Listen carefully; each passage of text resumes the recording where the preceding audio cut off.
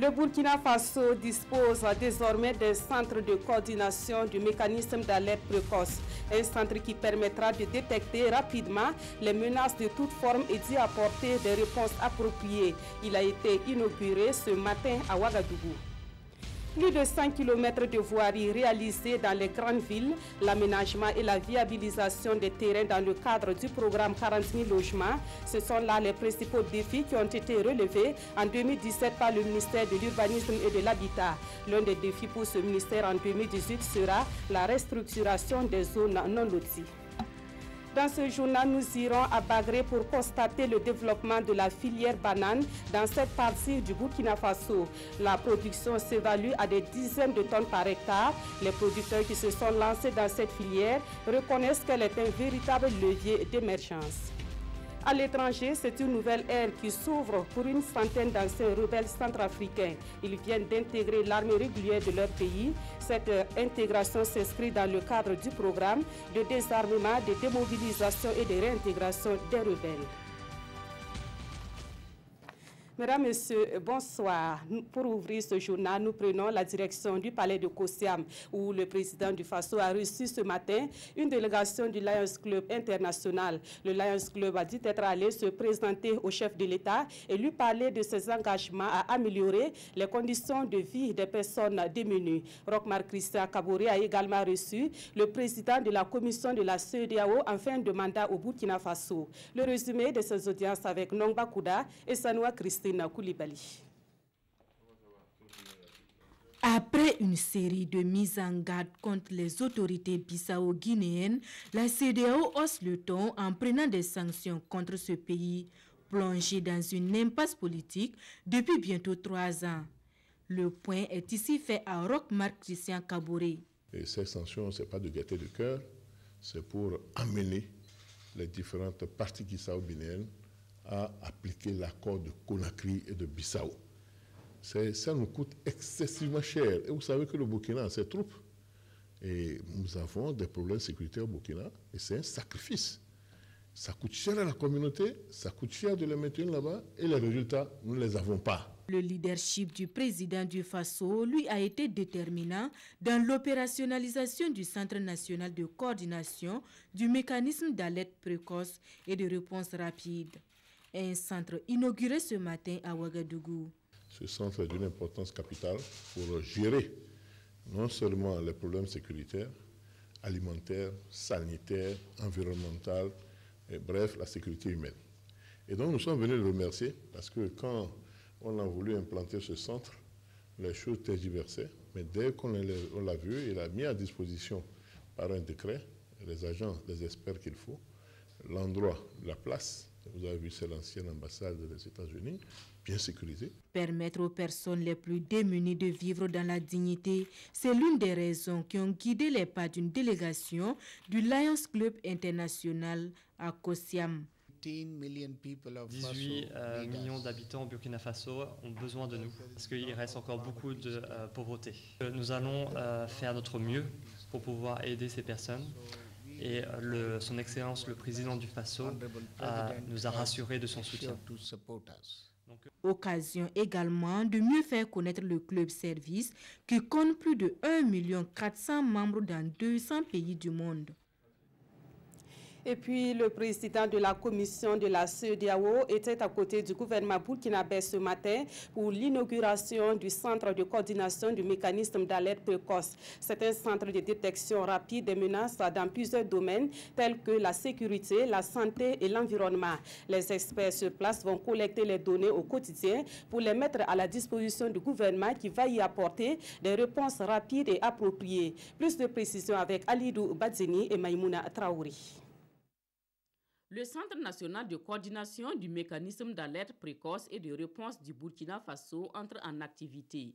À partir de la salle de situation, le Premier ministre prend les nouvelles du jour sur la situation sécuritaire dans l'espace CEDEAO à partir d'Abuja. Grâce à ce système, la détection, l'alerte et la gestion des crises sont organisées et coordonnées à l'échelle communautaire à partir des informations fournies par les experts. Tous les matins, il y a une équipe qui se réunit, recueille les informations dans tous les pays de la CEDEAO, analyse et met ces éléments dans un journal qu'on appelle le Daily Warning. Il s'agit d'anticiper sur les menaces, sur les risques. Une fois qu'on a réuni tous ces éléments, les politiciens s'en chargent. Et dans chaque pays, c'est au niveau Premier ministre. Et quand ça concerne le Burkina, le Premier ministre est averti, il réunit les membres du mécanisme Early Warning. Nous avons 7 experts, experts en matière d'environnement, experts en matière de santé, experts en matière de gouvernance, société civile, experts en matière de sécurité maritime, sécurité de tout genre, et ils proposent des solutions. Présentement, nous réunissons les moyens parce que le matériel, en tout cas l'équipement, nous avons un équipement de haute qualité qui nous a été effectivement offert par les États-Unis. C'est un plus pour le Burkina Faso en matière de renforcement de la sécurité et de la protection civile. Une fois que nous avons ces données, étant donné que les informations sont transmises directement au bureau du Premier ministre, nous avons donc des informations qui nous permettent donc, en rapport avec nos frères de la CEDEAO, d'envisager tout de suite les ripostes et les politiques à mettre en œuvre pour en tout cas faire face donc, à ces menaces-là. Donc c'est un dispositif qui me semble fondamental et unique. C'est un exemple de solidarité. Pour le fonctionnement du centre, le Burkina Faso peut compter sur l'accompagnement de la CEDEAO et des États-Unis d'Amérique qui ont beaucoup contribué à son opérationnalisation. Ce chèque de 10 millions de francs CFA offert par la CEDEAO et ce véhicule, un don des États-Unis d'Amérique, vont lui permettre de bien démarrer ses activités. Dans l'actualité, l'UNICEF a réalisé une étude sur les recettes budgétaires et le potentiel fiscal en faveur de l'enfant et de la femme au Burkina Faso. La représentante résidente de l'UNICEF au Burkina Faso est allée remettre le rapport de cette étude au Premier ministre. L'institution formule des recommandations en vue d'accroître les recettes de l'État au profit des femmes et des enfants burkinabés. Daouda Ouattara et Vincent Tchendrebigo. Avec le Premier ministre Paul Kabatieba, Anne Vincent est allée parler du financement des secteurs sociaux, éducation, santé. Et le document qu'elle présente au chef du gouvernement est une étude réalisée par l'UNICEF qui vise l'accroissement des ressources propres de l'État et partant la réduction de la dépendance de l'aide internationale. Le Burkina Faso s'est engagé au niveau international à atteindre les niveaux optimums de financement du secteur social, des secteurs sociaux, particulièrement la santé, où devrait aller 15% du budget national, et l'éducation où devrait aller, ce sont les accords d'Abuja, et l'éducation où devrait aller 20% du budget national, selon les accords de Dakar-Ngor. Or, nous sommes encore loin de ces engagements financiers au niveau du budget national, tout ceci parce qu'il y a encore des déficits importants. Ce document est un outil, apporte des idées, apporte des recommandations qui vont permettre, j'espère, au gouvernement vraiment d'avancer dans ce sens. Mais pourquoi l'UNICEF plutôt que le FMI ou la Banque mondiale pour parler de telles questions d'économie et de finances? Pour la représentante de l'UNICEF, cette agence est dans une nouvelle orientation qui veut qu'elle s'intéresse à l'environnement dans lequel évoluent les secteurs sociaux, y compris les aspects macroéconomiques. En actualité politique, le mouvement du peuple pour le progrès était face à la presse ce jeudi pour faire sa lecture de la situation nationale. Le parti au pouvoir s'est prononcé notamment sur le procès du putsch manqué de septembre 2015 et le récent remaniement ministériel. Et sur ce dernier point, les premiers responsables du MPP ont donné des détails sur le contexte de la mise en place du gouvernement Tcheba III. Le reportage de Rasmani Zoundi et Nyarkite Da.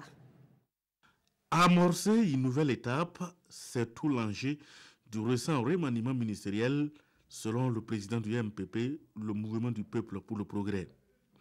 D'où la mise sur pied d'une équipe composite issue du monde de la jeunesse, des organisations de la société civile et de l'APMP, l'alliance des partis de la majorité présidentielle, pour renforcer les acquis afin de maintenir la cadence.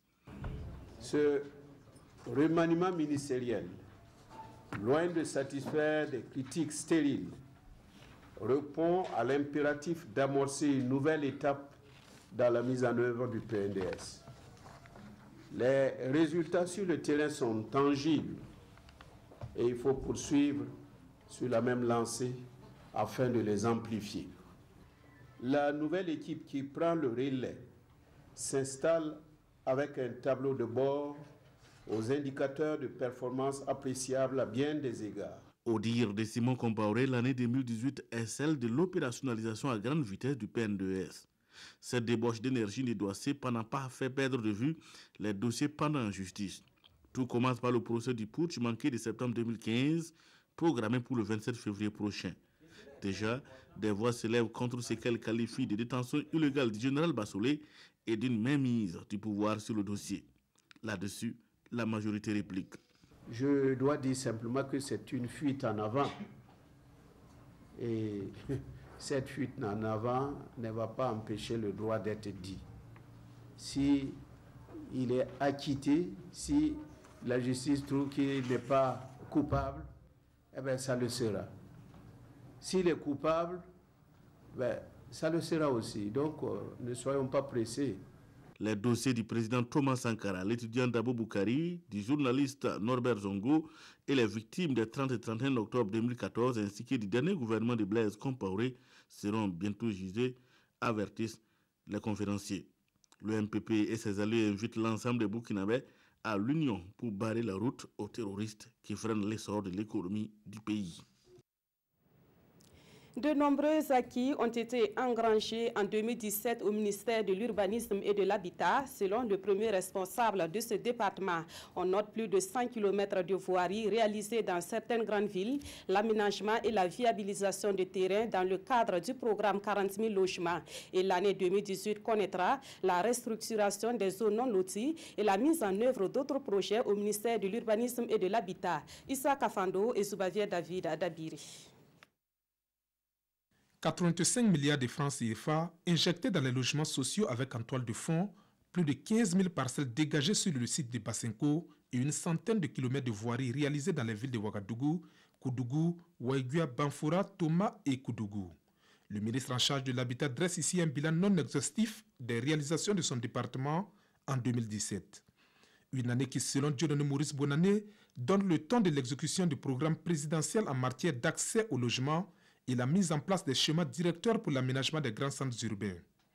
Et pour 2018, le ministre de l'Habitat et son équipe veulent s'attaquer à un problème épineux dans les grands centres urbains, la question des non-lotis. La restructuration va concerner les zones non loties des 13 capitales régionales. Et là également, c'est un processus. Et dans ce cadre-là, nous allons rencontrer les populations également pour échanger et avoir leur adhésion. Aujourd'hui, vous avez des parcelles de 600, de 500 mètres carrés, etc. Là également, nous allons opérer une rupture. Ce ne sera plus possible d'avoir ces superficies. En plus de cette mesure visant à viabiliser les grands centres urbains, 2018 verra la mise en œuvre, selon Dieudonné Maurice Bonané, du projet de création de plusieurs cités en vue de désengorger des villes comme Ouagadougou et Bobo-Dioulasso. Nous avons en projet la réalisation de nouveaux pôles urbains. Les nouveaux pôles urbains, c'est quoi? C'est des nouvelles villes, un peu comme ici à Bassek. On pourrait choisir une zone en fonction des orientations des schémas directeurs d'aménagement. On pourrait choisir une zone pour édifier une ville nouvelle. Voilà. Ce qui va nous permettre de libérer de l'espace. L'exécution de ces projets permettra, selon le ministre, de développer une économie prospère autour de l'habitat avec la promotion des matériaux locaux de construction à l'image des blocs latéritiques utilisés à Gawa dans le cadre des célébrations du 11 décembre. Dieudonné Maurice Bonané promet également la relecture des textes sur l'accès des terres par les promoteurs immobiliers et la prise des décrets d'application de la loi portant bail au Burkina Faso.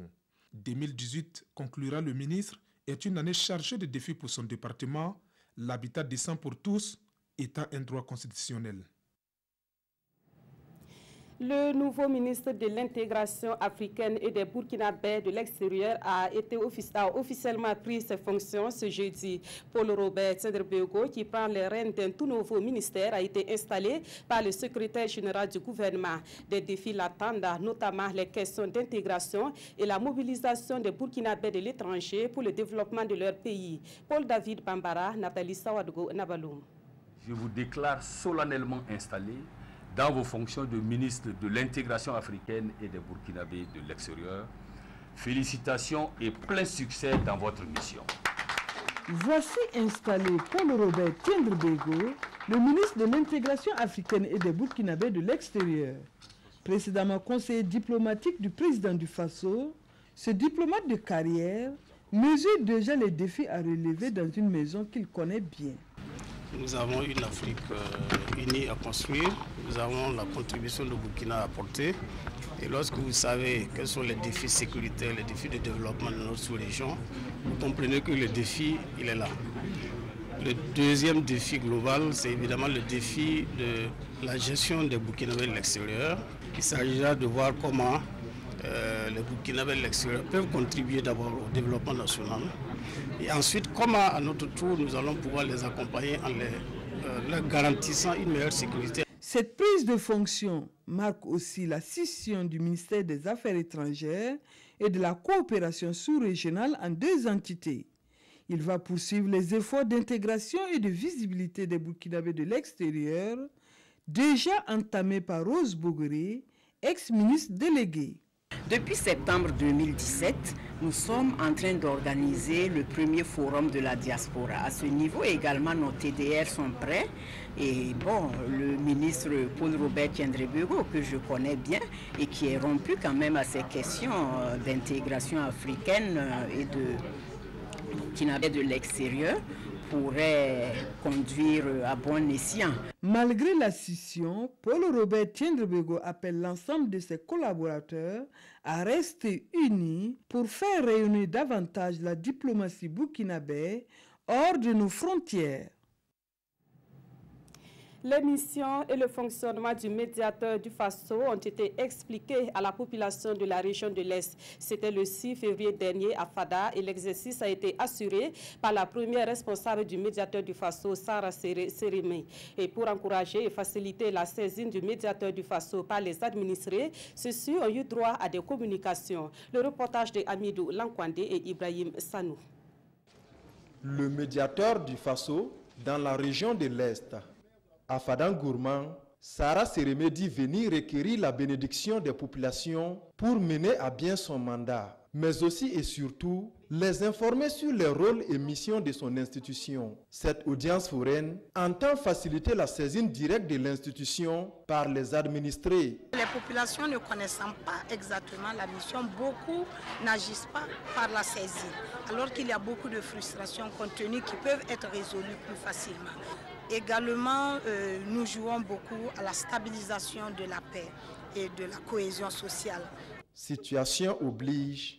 La crise actuelle de Matiakwali en lien avec la forêt classée de Tapoa-Bopo a fait partie des échanges. Le médiateur du Faso dit en prendre acte. Et le gouverneur de la région de l'Est reste confiant quant à sa résolution. Le médiateur a pris note de ces préoccupations des populations et a promis d'étudier le dossier. Et je reste convaincu que très rapidement, elle pourra faire des propositions au gouvernement afin que le climat social soit apaisé. Échange fructueux. Les participants sortent de cette audience avec de nouvelles connaissances. Sa venue ici, moi particulièrement, m'a beaucoup instruit sur ses compétences parce que les gens confondaient surtout médiateur du Faso, même à un tribunal ou à une personne pleine de pouvoir qui va trancher. Non, nous avons compris que c'est un outil de médiation entre l'administration et les administrés. C'est dans l'objectif de dynamiser l'institution que Sarah Sérémé entame cette tournée à travers les 13 régions du Burkina. C'est un problème déjà connu. Les conditions de détention sont difficiles dans les prisons du Burkina Faso.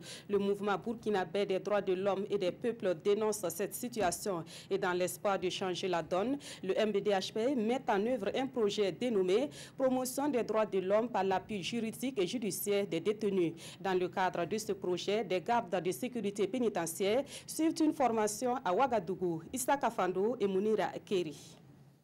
Difficile d'affirmer que les droits des personnes détenues sont respectés dans les prisons burkinabais. L'environnement carcéral en dit long. Surpopulation, problèmes d'hygiène et d'assainissement, difficultés pour accéder aux soins, à une alimentation de qualité et aux services judiciaires. Le MBDHP, le mouvement burkinabé des droits de l'homme et des peuples, dit non à cette situation. Et c'est là tout l'intérêt de cette formation au profit des acteurs de la garde de sécurité pénitentiaire. Nos prisons au Burkina Faso souffrent d'une très mauvaise réputation en ce que les conditions de détention sont extrêmement difficiles. Alors que pour nous, la prison doit être un lieu de resocialisation et non un lieu de contrainte. On parle généralement de maisons d'arrêt et de correction et non de maisons d'arrêt et de coercition. Nous avons estimé qu'il était bon de renforcer les capacités de ceux-là qui ont en charge la gestion de ces maisons d'arrêt et de correction afin que les conditions de détention dans ces lieux-là soient nettement meilleures. Cette session s'inscrit dans le cadre d'un projet financé par l'Union européenne à hauteur de 20 millions de francs CFA. Un projet dénommé « Promotion des droits de l'homme par l'appui juridique et judiciaire des détenus ». Il vise en tout cas à contribuer à ce que les personnes détenues dans ces maisons d'arrêt et de correction puissent bénéficier d'une assistance judiciaire et d'une aide juridique qui permettent que leurs droits soient respectés. Au moins 1000 détenus des maisons d'arrêt et de correction de Kaya, Bogandé et Tinkodgo vont bénéficier d'ici la fin de l'année des services d'aide juridique et d'assistance judiciaire. Pour l'atteinte des objectifs, le MBDHP est en collaboration avec l'Association des femmes juristes du Burkina et SOS Pénitencier. L'Association suisse du négoce des matières premières et du transport maritime a effectué une sortie dans la province du Yatenga. En compagnie du ministre en charge de la jeunesse, les membres de cette association ont visité une ferme pilote dans la commune de Barga. Par la suite, ils se sont rendus sur le site artisanal de Bango dans la commune de Tiou pour s'enquérir des conditions de travail des orpailleurs. On fait le point avec Irénée Kabouré et Alex Zagri. Ici, les ONG Burkina Vert et Paysans Solidaires de Suisse veulent faire de cet espace un laboratoire pour la restauration des terres dégradées. Et ce 6 février, une délégation de l'Association du négoce de matières premières et de transport maritime basée en Suisse est venue constater l'avancée des réalisations de cette ferme pilote. Le gouvernement de Burkina Faso est au courant de leur présence en terre burkinabé, les soutient parce que ce qu'ils font va dans le sens donc, de ce que le gouvernement souhaite faire pour nos populations. De notre côté, on apportera le soutien qu'il faut pour que les choses puissent avancer. La région du Nord est en proie d'une dégradation avancée des sols, due entre autres au ruissellement et la raréfaction des pluies.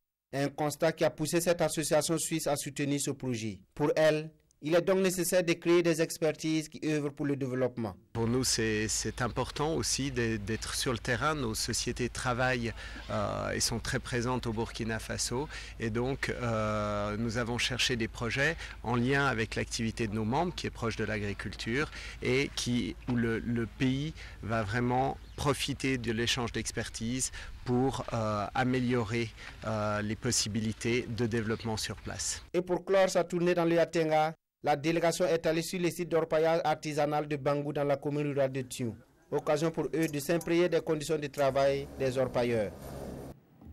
Ici, à Ouagadougou, les membres de l'Union des conseils des chargeurs africains sont en assemblée générale. Une assemblée générale consacrée au bilan des activités menées depuis 2013, un bilan déjà jugé satisfaisant. L'Union des conseils des chargeurs africains va également procéder au renouvellement de son instance dirigeante. L'ouverture des travaux avec Nathalie Sawargo Nabaloum.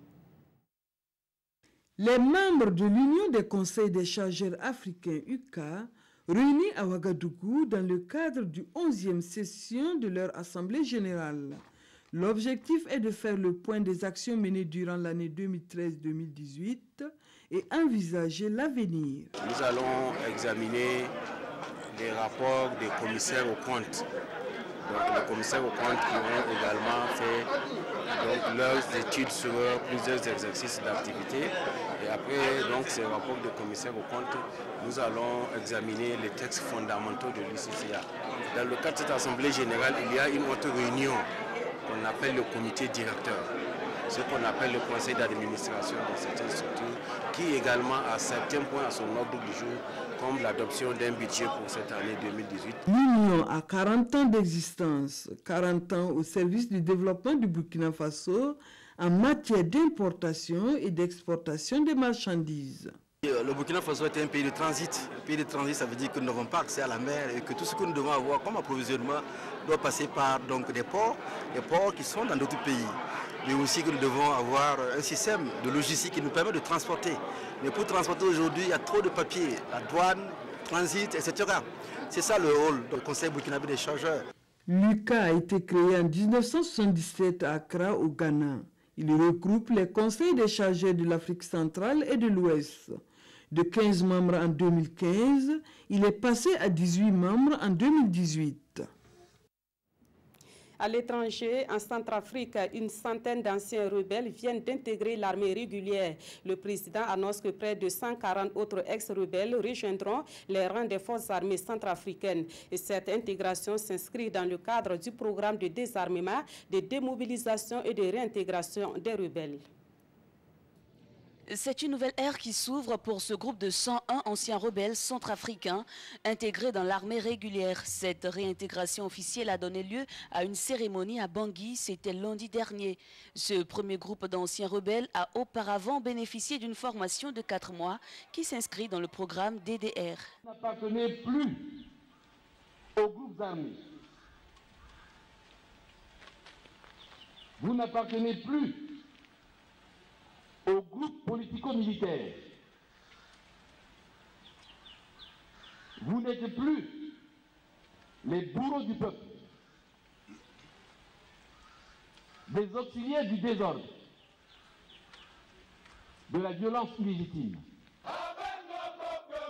L'immense chantier du programme de désarmement, démobilisation, réintégration et rapatriement semble sur la bonne voie selon le président centrafricain. Ce dernier annonce que même d'ici quelques mois, un autre groupe de 139 volontaires rejoindra les rangs des FACA, les forces armées centrafricaines.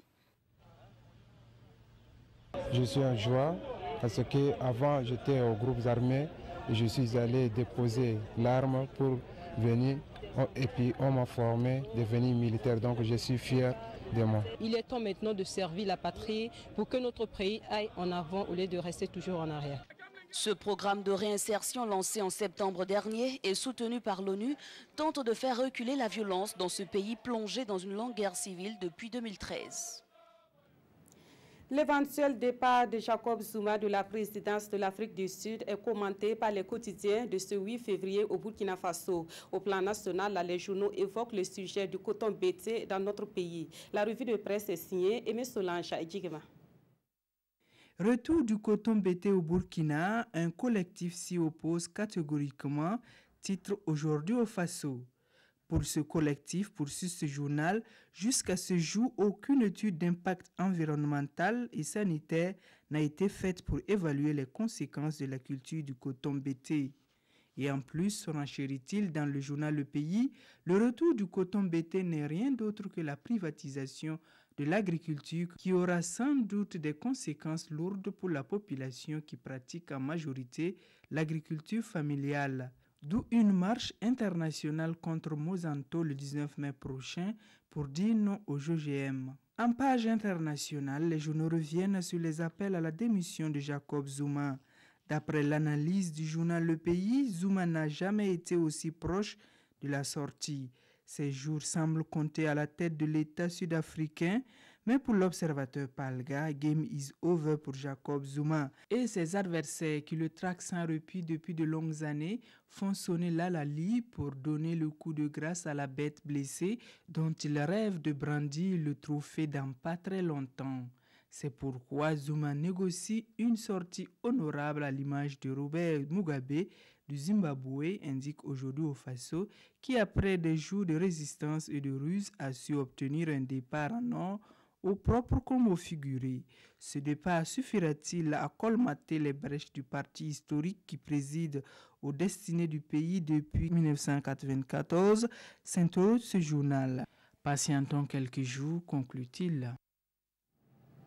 Je voulais annoncer un titre, mais malheureusement, pour des raisons techniques, nous ne sommes pas en mesure de vous proposer le reportage sur le développement de la filière banane à Bagré et Pola. Toutes nos excuses et nous allons certainement y revenir au cours de nos prochaines éditions.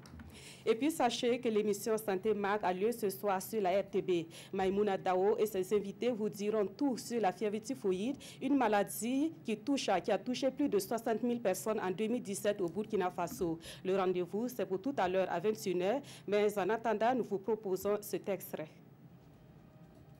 Maladie des mains sales, la fièvre typhoïde sévit sur l'ensemble du pays. Nous avons enregistré environ 60 454 cas de fièvre typhoïde qui sont répartis de façon... dans chaque région, nous avons enregistré un certain nombre de cas. Dans la région du Sahel, par exemple, on enregistre plus de cas de fièvre typhoïde à la sortie de la saison pluvieuse. En 2016, selon les statistiques nationales validées au ministère de la Santé, nous avions enregistré en consultation externe au niveau des CMA et des CHR plus de 1448 cas. Au centre hospitalier régional de Dori, les cas de fièvre typhoïde sont fréquents en consultation. Sur quand même 10 consultations, il y a au moins 3 qui viendront pour une fièvre élevée avec des céphalées et chez lesquels on va suspecter une fièvre typhoïde et bien sûr avec d'autres maladies infectieuses qui peuvent donner ces symptômes-là. Voilà, et l'intégralité donc de ce reportage de Lazare Pouya sera diffusée dans l'émission Santé Mag tout à l'heure à 21h avec Maïmouna Dao. Et à 22h30, vous aurez la dernière édition du journal dans une présentation de Ruth Bini Ouattara. Merci de votre fidélité à nos programmes et à très bientôt.